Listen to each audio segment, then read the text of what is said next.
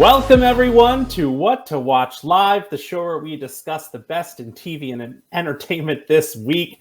My name is David, and today I'm joined by my fellow Xfinity editors, Sammy and Quam. Hello. Hello. How are you all doing today? Doing good. Doing amazing. Still stuffed from all that turkey. I know, we're still in that post-Thanksgiving hangover, whether that's food or something else, but happy you made it to the show today, and happy all of you out there made it as well. We've got a great one, so let's tell you all about it. On today's show, we'll kick off the holiday season with our favorite holiday-themed TV episodes. Sammy will tell you about the shows you can enjoy for free right now with Peacock. We will each reveal the TV or movie premiere we're most excited about this week, and I will put Sammy and Quam to the test with 3 rounds of weird college mascot trivia. So let's get things started with a fa-la-la-la look at our favorite holiday stories in the segment we call What to Watch This Week.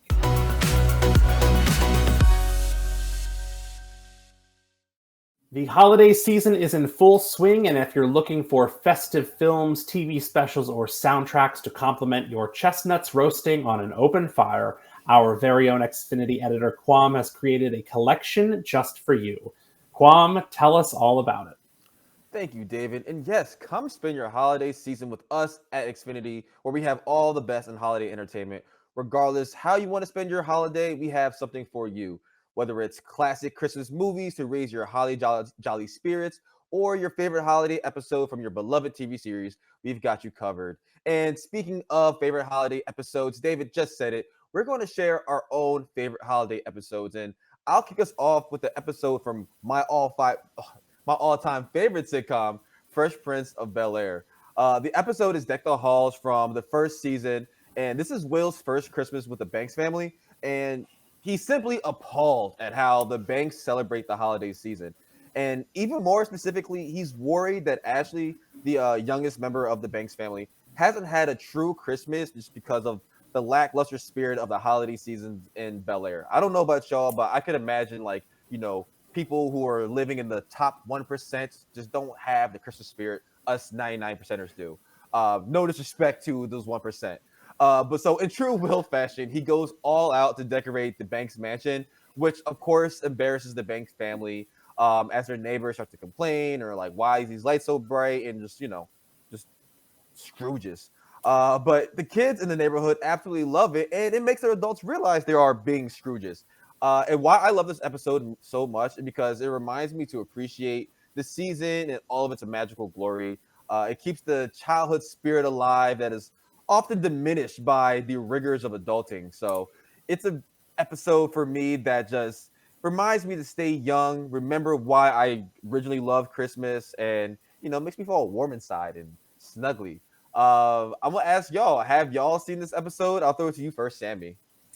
I have never seen this episode. I've seen my fair share of Fresh Prince in my life, but I'm not familiar with this one. But I don't know. I love a good early Will Smith moment. I feel like season 1 was really good. So I'll add it to the list this year. Yeah, it's so fun going back to old episodes of sitcoms, because you can see how the set design changes over the years. And this one's very classic 90s. It has that 90s look to it, and yeah, it's a great episode. I really relate to Will in this because I think all 3 of us have essentially grown up on the East Coast with seasons and cold, and Christmas time or the holiday season was always cold. And I've spent portions of holiday seasons on the West Coast or in places that weren't cold, and it's so hard to get into that holiday spirit. So I agree with Will. I would have to make my BelAir mansion the gaudiest place on earth to help me get into that holiday spirit, to make up for the fact that it's palm trees and sun and warm. I need a good gloom over my holiday season. I need some cloud cover. I need some leaves. I need some frost. That's all the stuff that helps me feel like it's the holidays. You need the context. Yeah. I mean, agreed. You would have to worry about your millionaire neighbors start complaining about the property value and you diminishing it. But also, I don't know about y'all, but not even about y'all, but like Philly hasn't been the most Christmassy season the past feels like decade. I don't know. Yeah. Shout out to global warming doing its thing. David, what did you choose? So, when it comes to holiday episodes, no TV series has ever done it better than the beloved NBC sitcom Frasier. Sammy and I are both massive Frasier fans, and when it came to picking which of several holiday episodes to choose from, it was no easy task. Do I pick the episode where Dr. Mary overshadows Frasier as host of the Christmas parade? Do I pick the episode where Roz falls in love with a mall Santa? Do I pick the episode where Frasier fails to buy his son an outlaw laser robo geek for Christmas? Or do I pick the episode where Martin attempts to hide his Christmas pageant participation from Roz? At the end of the day, I had to go back to the beginning for the very first Frasier holiday episode, A Miracle on 3rd or 4th Street, which aired on December 16th, 1993. The episode finds our dear Dr. Crane covering the Christmas shift at KACL after his son Freddie opts to spend the holiday in Austria. Frasier's miserable Christmas eventually lands him at a local eatery where he's seasonally humbled by a group of diners who have far less but don't let it spoil their Christmas spirit. Kwam, just as you said, I love this episode. And one of the reasons is I'm a sucker for that late 80s, early 90s Christmas aesthetic. So this really appealed to me. Give me like the chunky light bulbs that are like the size of like a golf ball. I want like the like fake tinsel. I want the like plastic glow molds, like all of that stuff. And this episode has that. It's also a really great example of Frasier at his most elitist and most curmudgeonly.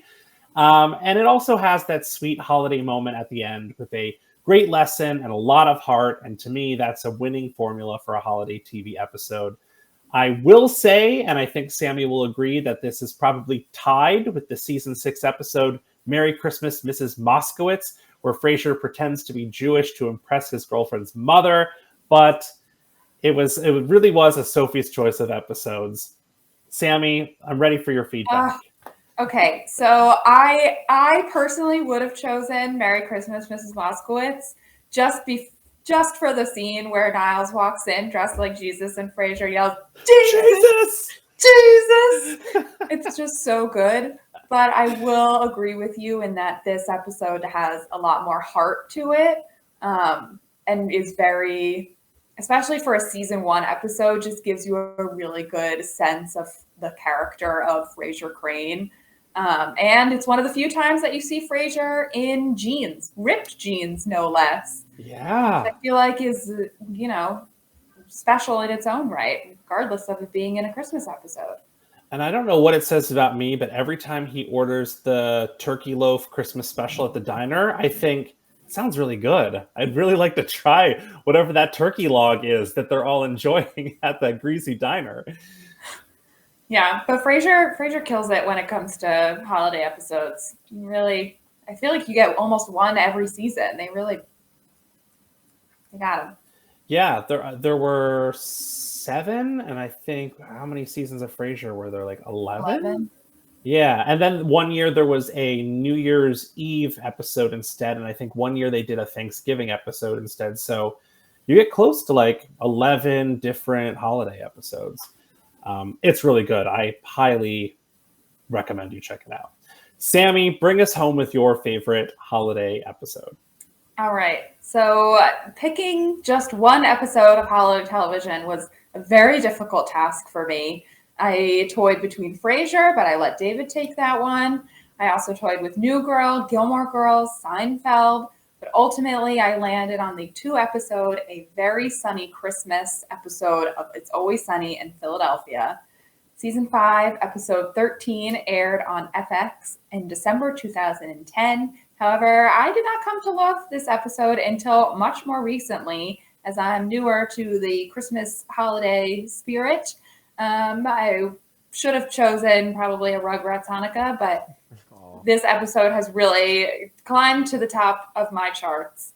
The reason I chose this episode is because it has everything in the best Bill Hader, Stefan way. This episode has everything.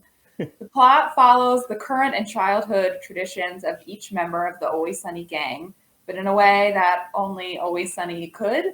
Mac learns that his family actually broke into people's homes on Christmas morning and stole presents. Charlie finds out that his mom may or may not have been a sex worker. Dennis and Dee take Frank through a very perverted version of A Christmas Story in an attempt to get him to return their Christmas presents of their youth. This episode also features one of the best moments in Always Sunny history, which is Danny DeVito, aka Frank Reynolds, naked, hiding in a leather couch at an office Christmas party, which you've probably seen on the internet at one point or another in your life, but is worth checking out the full episode to understand the context. The episode also culminates in a 3-minute cartoon animated musical scene that looks in the style of A Year Without a Santa Claus, and also ends with the gang throwing rocks at trains. It's a beautiful episode that encapsulates each episode of the gang so beautifully and is on my rewatch list at more than just the holiday season. I think I'm alone in watching Always Sunny in this group of 3, but I don't know. Well, have I convinced you? Has it made it to your lists? I've watched some episodes of Always Sunny. It's never been a show that I've like consistently gone to, but every time we talk about it on this show, I just love the episode someone chooses because it's always like just so hilarious and like this makes me want to watch it. And honestly, like this little clip right here that you got is just hilarious because like is that the Pringles guy or is that the guy from Monopoly? I'm confused, but is that the Pringles guy? Wow, I'm just confused, but also it makes me again just want to watch the show. And Danny DeVito being naked at a holiday party, yes, I've seen the memes, but I'd never know the actual context to it, and so it makes me want to watch the show. So I just need to sit down and watch Always Sunny. I've never like put 2 and 2 together that Sam the Snowman from Rudolph the Red-Nosed Reindeer looks like the Pringles guy, but he really does. You've seen Rudolph, the animated Rudolph, right? The claymation? Yeah, is that he was in it? That's the snowman who tells the story. Who's also an elf. Oh, really? Yeah, he was an elf. Yeah, and that's Herbie. Herbie doesn't like to make toys. I mean, I will say it's been quite some time since I've seen Rudolph the Red-Nosed Reindeer claymation, respectfully. But I do not remember him being in that little movie, so I might have to revisit that. I would watch this just for this moment here because I do love those claymation shows, and I like every holiday season I jump around and watch even sitcoms and shows I haven't seen. I'll go and watch their holiday episodes because they're typically standalone stories, so you don't really need to know. We have actually a holiday TV collection that you can see if you say holiday TV. And there is a collection of the 30 greatest holiday episodes in that collection that you can find. And I've just had so much fun picking out episodes from like Mary Tyler Moore and Futurama and all these like very different shows that did a little something festive. That's it. Thanks, Sammy. And as Kwam mentioned, you can browse a seemingly endless array of holiday movies, special songs, and more simply by saying holidays or what to watch into your voice remote. Next up, we've got Housewives, Werewolves, and Sinister Surgeons in the latest edition of Free This Week.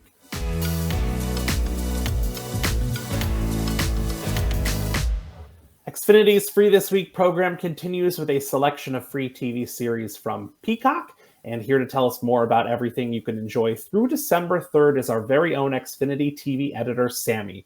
Sammy, what you got for us? Thank you, David.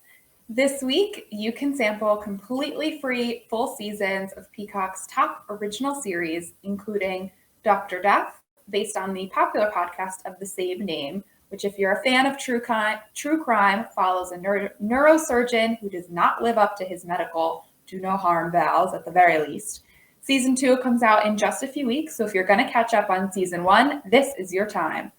Also free this week is season 1 of Wolf Like Me, a dramedy series following Josh Gad and Isla Fisher. The cast alone has had this show on my list for over a year, and I think with the second season just having come out, this is the perfect time to watch. For fans of reality TV, also free is season 1 of Queen's Court, as well as season 2 of Real Housewives Ultimate Girls Trip. And while I have the attention of reality TV lovers, you can also watch the first episode of the most recent full seasons of Real Housewives of Miami, Real Housewives Ultimate Girls Trip, and Love Island USA, which is my personal favorite. This most recent season of Love Island, season 5, was amazing. David, I know you did not watch this season, and you have in the past, but let me tell you, it was amazing until the very last episode 37, by the way. Well worth the binge. I don't know. That's all I got. It's a commitment. I started watching Love Island during the pandemic when there was endless amounts of time to fill with television. I also really struggle with Love Island USA because when it comes to Love Island UK, I feel like I can tolerate all of the people more because of their British accents, and it makes them seem so much nicer. And like, I don't know, it's just, I'm like, oh, I don't despise all of these people. And then like Love Island USA, you get like a dude from Philly and a dude from Boston. You're like, oh God, please stop talking. And it's just really a struggle for me, but it doesn't have to be a struggle for all of you. It's a great show. Highly recommend. You get distracted by the accents. The gift of the gab. Yeah. He's fit. He's fit. He's a plumber. I got a text. Anyway, thank you, Sammy. Is that it? Anything? Quam? I will also. I watched one episode of Love Island and I was entertained. I will not be showing off my British accent though, because I'm sure it will offend all English people. So, yeah, nothing else for me. Respect it. Xfinity's Free This Week program offers a new selection of free content from streaming services and premium networks every week of the year with no strings attached. Just say free or free this week into your remote to check it out. Next up, rise and shine. You've got a brunch date with Appointment TV. Every week, the Xfinity editors pick the TV show, movie, or special event they are most excited about right now. And this week, we start with me. The premiere I'm most excited about this week is the brand new limited series, The Artful Dodger, which drops this Wednesday, November 29th on Hulu. Let's take a quick look at a trailer. Dr. Dawkins, you've recently joined us in the land of the misbegotten. Just as a surgeon, Lieutenant. And before then? Escaped convict playing doctors now. That's got to be an issue where I'd ever discovered. Snatch the rubies, happy days. If one word gets out about our past... You could break from your life of thievery. My thievery has been very occasional. If you have any ambition, then you have to fight for it. The noose has been strung. Sometimes we must hurt in order to heal.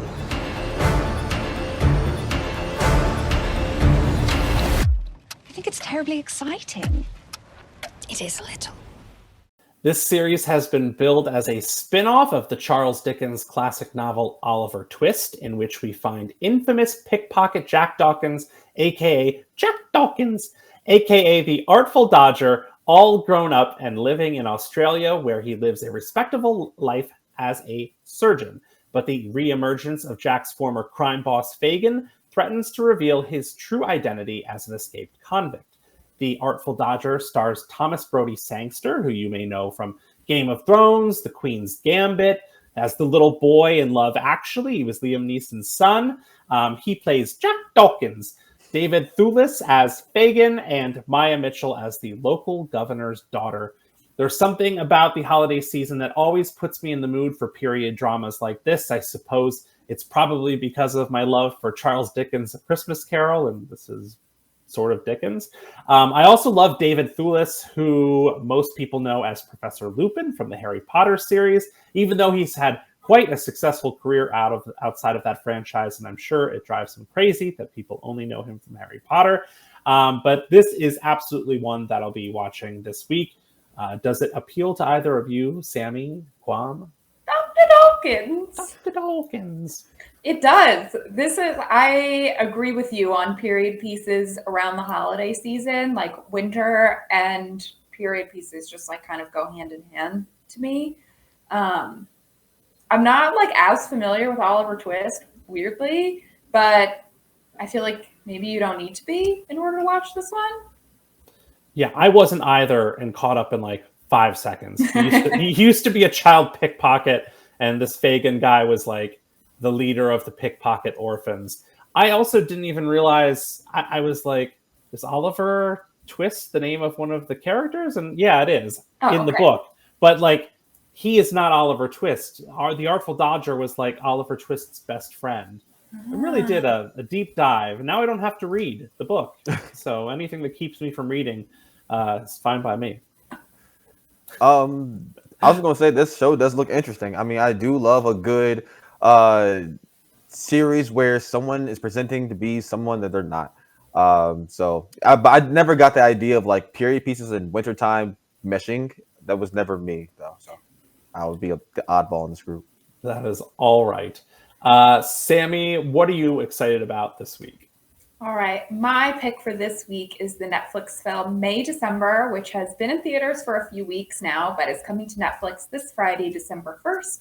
Let's take a look at the trailer. How do you choose your roles? I want to find a character that's difficult to, on the surface, understand.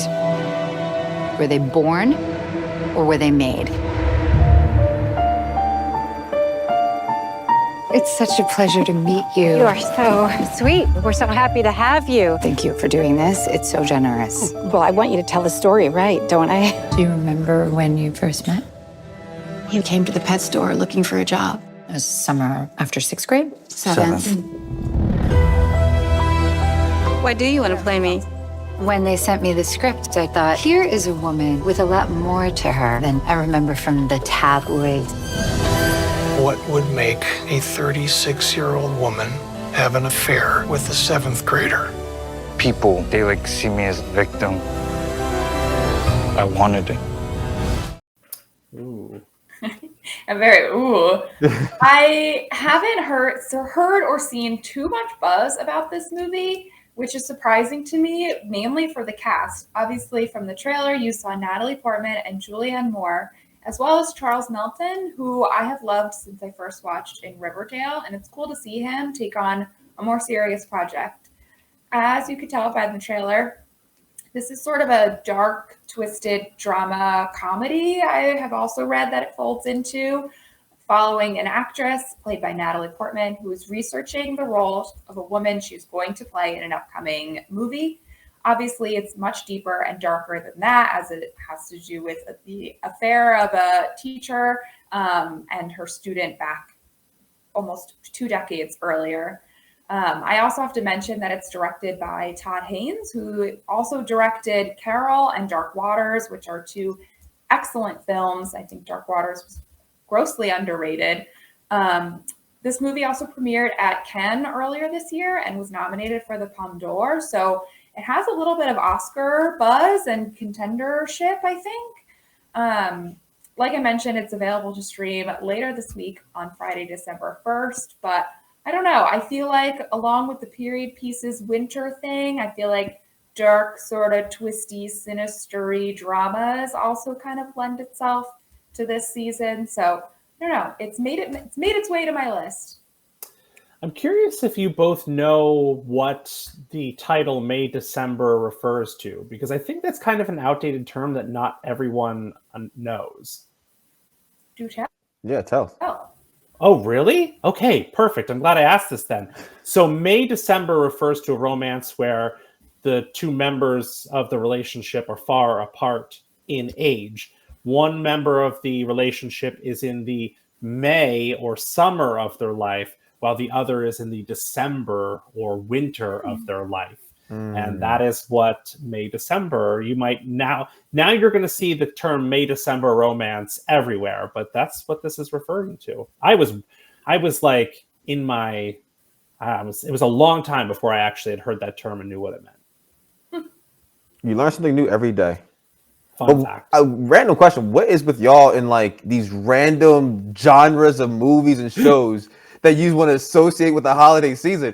I thought it was time to be cheery and joyful. Sammy's like, oh, I love a dark show during the holiday season. All right, so maybe not the holiday season, but like the winter season. You know, you need something to balance out like the cheery, chipper, sing-songy moments, commercialism of the holidays with something dark and sinister. Yeah. All about I that. actually don't disagree with you, Sammy, but for me, I think it's because I see so many of these like dramatic award hopefuls during December and the award season that I've just become like, it's become synonymous with the season to watch some like really like deep dramatic film with all these super award winning stars. Yeah, I also don't know how to describe it, but like summer is TV, winter is movie. Okay, I agree. I can see that. Last thing I'll mention is just an anecdote. Julianne Moore is one of the nicest people I've ever interviewed in my entire life. I got to interview her in person for, I think it was the Carrie remake at New York Comic Con, and I've never had someone like look so deeply into my eyes with so much care and attention the way Julianne Moore did. It was like she just like looked like unbreaking eye contact. I've never felt so heard ever as I did when Julianne Moore listened to me ask questions. And I've always kept that with me. She's just the nicest person. Oh, that's so The nice. end. Shout out to Julianne Moore. Take that with you if you're a Julianne Moore fan. Quam, bring us home with the premiere you are most excited about this week. Well, the premiere I'm most excited about is Power Book 3, Raising Kanan, which also premieres this Friday on December 1st. Let's take a look at the trailer.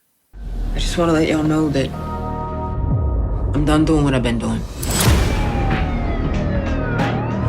From here on, everything gonna be different. So you thinking me and you good now? Like I said, Kanan, we got a lot to talk about. I don't take nothing from her no more. I'm trying to make my own money, man. Give her one more shot to make it right between y'all. Hell no. I'm outie. Everybody got their hustle.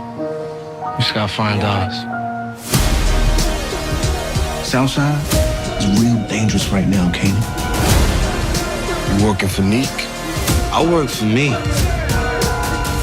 That's what you don't understand. And this ain't about what you did. It's about who you are. So Power Book 3, Raising Kanan is the second spinoff to the original 2017 Power series and follows a young Kanan Stark, played by Mekhi Curtis, as he navigates the criminal empire built by his ruthless mother, Raquel, aka Rock Thomas, played by the awesome Patina Miller. She is just incredible. If you don't know about Patina Miller, go research her. She is just like, can do it all. In season 2, audience saw the Thomas family encounter new forces entering their territory, taking control of Rock's business, and Kanan finds himself stuck in the middle of wavering loyalties. And he's doing this all while growing up as a teen in the Queens. I love this series. I love this show. Power, the original Power series was like like a crime drama soap opera to me, because it was so dramatic, it was so funny. But I love that they start building on this cinematic universe. And Kanan was a great place to go because the original Kanan was played by 50 Cent, and you really don't know too much about his character, his backstory. And so being able to go back into his life and see how he became the ruthless Kanan Stark that we know in the original Power series, I thought was a brilliant move.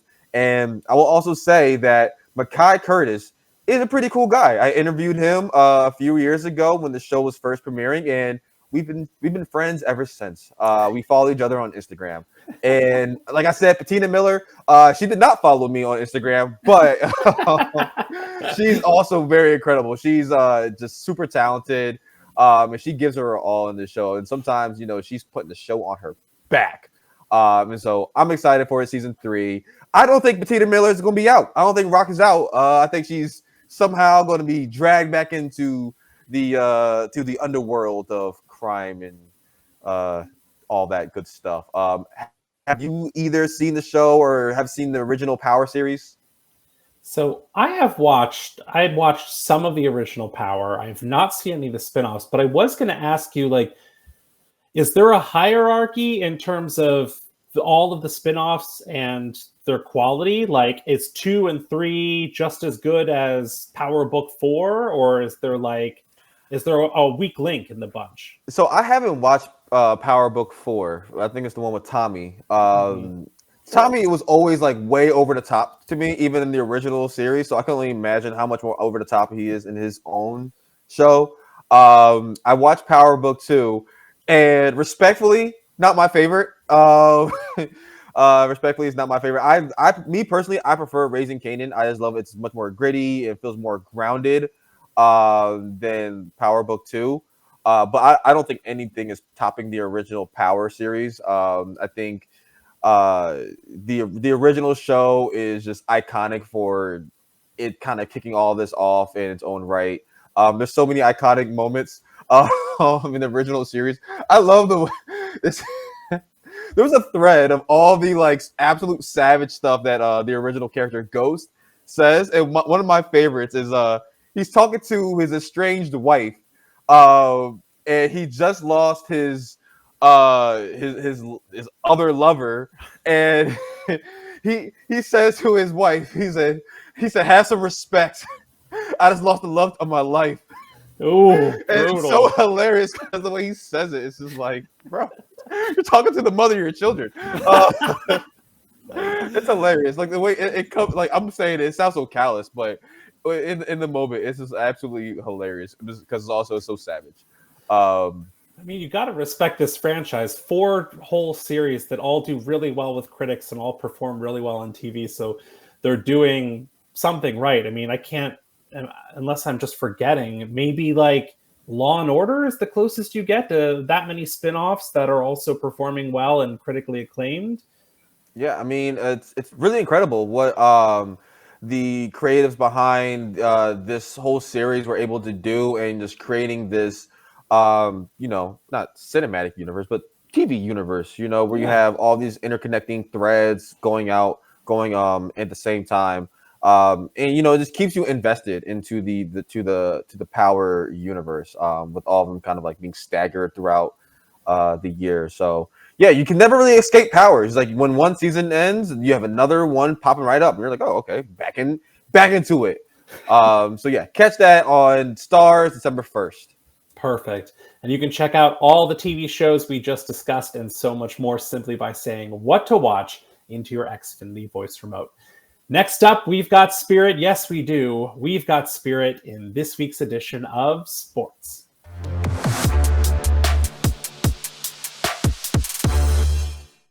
The NCAA college basketball season is currently in full swing with games every single day this week across ESPN networks. And as a quick reminder, you can check out the full NCAA college schedule, watch replays, browse by conference, and even follow your favorite team simply by saying college basketball into your Xfinity voice remote. But today, I wanted to celebrate the NCAA basketball season with a salute to the unsung heroes of the game, the Mascots. Sammy, Quam, I'm about to show you a photo depicting 3 of the most unusual mascots in all of college sports, and it's your job to guess both the name of the mascot and the school it belongs to. Are you ready? I'm so ready. I'm absolutely unprepared.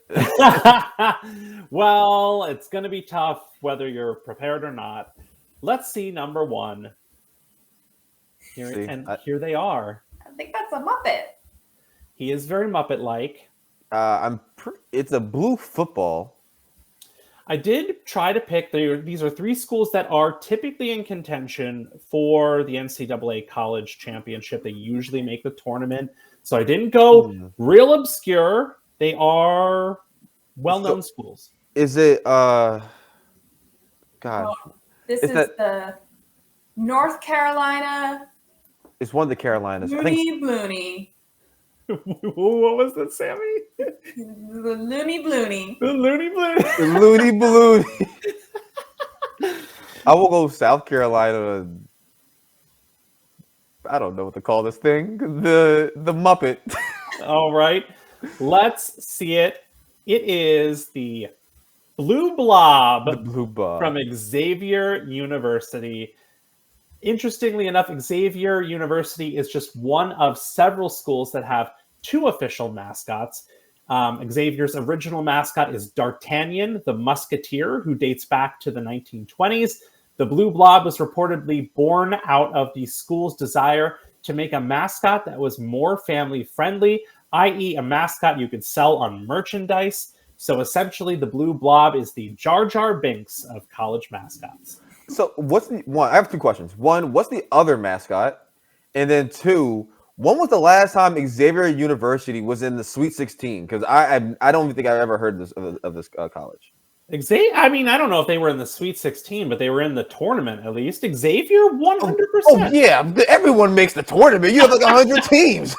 I am pretty sure Xavier made it pretty far in one of the recent tournaments. Brad, can you look that? I don't know how fast you can look that up. So D'Artagnan the Musketeer is like a musketeer, like the three musketeers, the sword and the mustache and the hat. I just don't understand, why would that be not family friendly? Apparently children were scared. Brad, our producer, says they made the Elite Eight in 2017. Okay.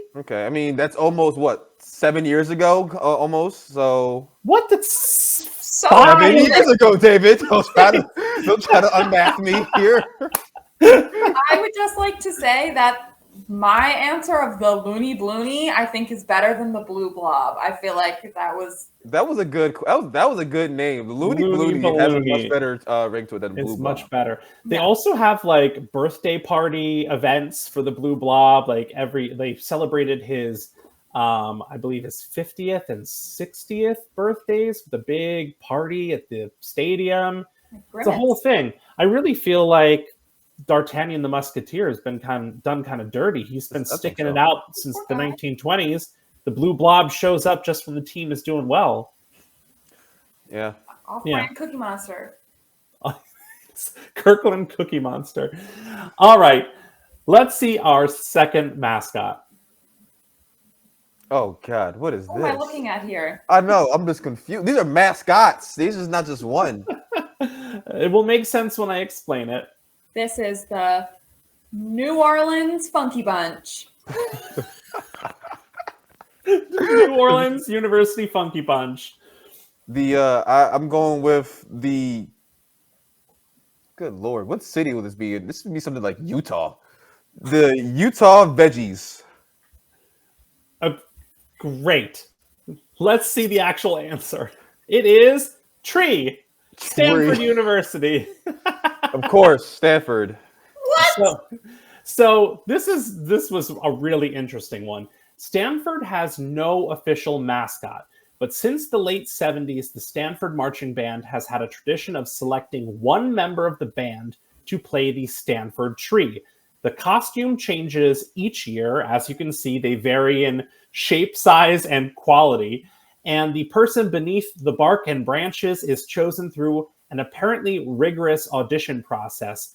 There have been 45 versions of the Stanford Tree, and they are referred to in the same way that a president or Doctor Who is referred to. For example, student Emily Rodriguez is the 45th Stanford Tree. The tree is also the seemingly constant source of controversy, as it's been involved in a variety of pranks and scuffles with rivals from UC Berkeley over the years. Additionally, one tree was suspended for drinking at a game. One tree was banned from the NCAA women's tournament for an on-court altercation with officials. And yet another tree was suspended from the school for holding a sign that said, Stanford hates fun. And the previous year's tree had to come in to take over for them. It's like kind of an awesome tradition, honestly. And I love this far more than an official mascot. I have to agree. Me personally, knowing the lore behind this tree, it makes me much more sympathetic to its plight. Yeah, I'm a fan now. I think I'm a root for Stanford. Yeah, I mean the history of this, the Wikipedia page for the Stanford Tree is a wild adventure, and they also give the names of all 45 trees. The Stanford Tree also has a Twitter account where it really pulls no punches, and they're like, "Hey, sorry, our last tree got suspended. This tree is going to take over," and they all have their own costumes, and they all very much look homemade. It's pretty cool. So give me this over Blue Blob. All right, number 3. Here they are. Oh, this poor man. This looks aggressive. He's so flushed. Yeah, he is so flushed. I'll let you go first, Quam. I don't want to. Is it a man? Because I'm seeing pigtails, right? Okay. I'll just call him Day. The South Dakota French fry. I don't know. French fry. You were like kinda. I think you were on the right path. Oh, I was going like the Utah smushy man. You know, I have much more respect for the writers at Rick and Morty who are able to just ad-lib things, because this is hard. They do come with the most random names. Yeah. Utah Smushy Man. I stand by it. Is none other than Woo Shock, from Wichita State. This is Wichita State? Yeah. Oh, that makes sense with the colors. But I've never seen this person. Since the early 1900s, Wichita State teams have been known as the Wheat Shockers, or Shockers for short, in honor of the school's earliest students who earned money harvesting wheat in nearby fields. Yes, this is a stalk of wheat.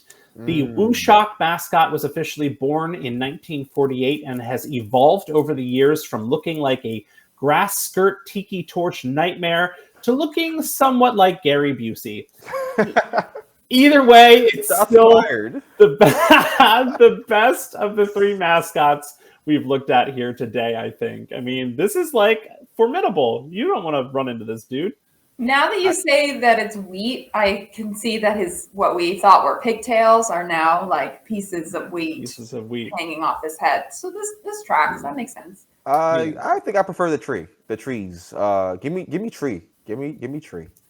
In terms of quality of costume, Woo Shock wins. In terms of for sure. School spirit and general mayhem and shenanigans, Stanford Tree takes it.